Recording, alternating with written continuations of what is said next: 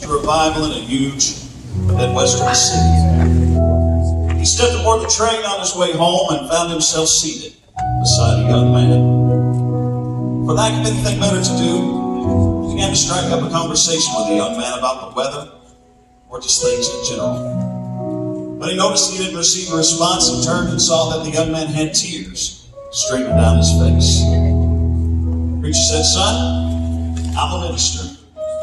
Anything that I can do to help, don't hesitate to ask." The young man, through his tears, began to tell the preacher this story. He said, "Preacher, about 2 years ago, I got so mean at home that I went so far as to strike my father with my fist. At which point he said, 'Son, we're going to have to ask you to leave home. We can't do anything else with you. You're breaking your mom's heart. You're going to need to leave.' Preacher, I wandered all across this country for the last 2 years. Never could seem to find what I was looking for in life. But about 2 weeks ago, I gave my heart and life to Jesus. And I wrote my mom and dad a letter. I told them what had happened in my life. I told them that I'd be aboard this train. I told them that I was coming home." Preacher said, "Son, that's all well and good, but how do you know that you're going to be welcome when you get there? How do you know everything's going to be all right?" And then said, "Preacher, we've lived beside these old railroad tracks just about as far back as I can remember. And out in the backyard is a great big old apple tree. I told my mom and dad in the letter that if I was welcome home, that if Dad could just tie a big white rag at the top of that apple tree, and I'd be able to see it from the train, and I'd know that everything was all right." Preacher, we're almost home. And I want to go home so bad, but I'm afraid that white rag won't be at the top of that apple tree. Could you look out for me and tell me what you see?"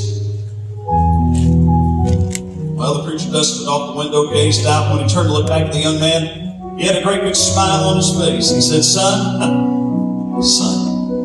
you don't have anything to be afraid of. Well, that old apple tree's in full blossom. I never seen so many white rags in all of my life. And standing underneath that tree is Mom and Dad. And Dad's waving a big white bed sheet. He said, 'Come on home, son. Come on home.'" And you know, that's just like the love of God. No matter where we've been, no matter what we've done in with our lives, all we have to do is say, "Jesus, help me. Jesus, take away my sin. I give my heart and my life to you." And you know what? He welcomes each and every one of us home. That may be your story, or it may be the story of somebody close to you. Whatever it is, don't give up on praying for the prodigal. You bow your head time and again, hope that God still listens. Tears you ask, Lord, bring it back, yet the one so far back. Grace has never known a hopeless cause. Unceasing bleeding moves the heart of God. Keep praying for the prodigal. Keep waiting for a miracle. Keep looking down the narrow road. See the sun come running home. Keep hoping he will turn around. Go into the Father now. Even when it seems impossible, keep praying for the prodigal.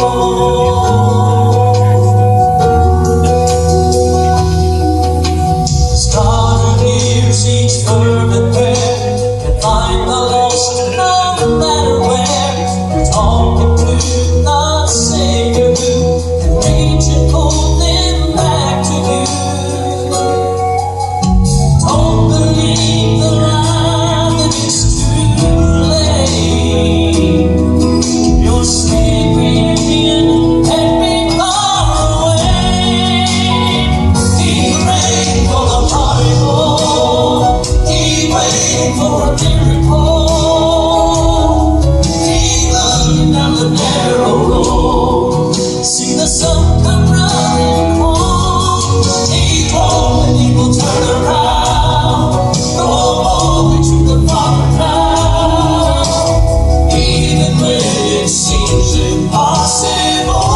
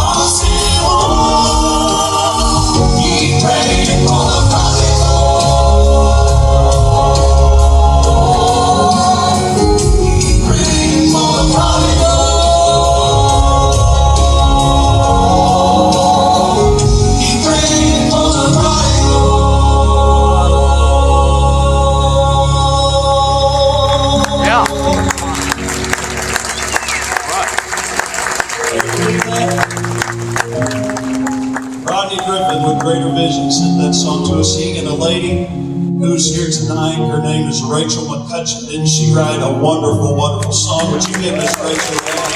She's an outstanding song. Well, a lot of these songs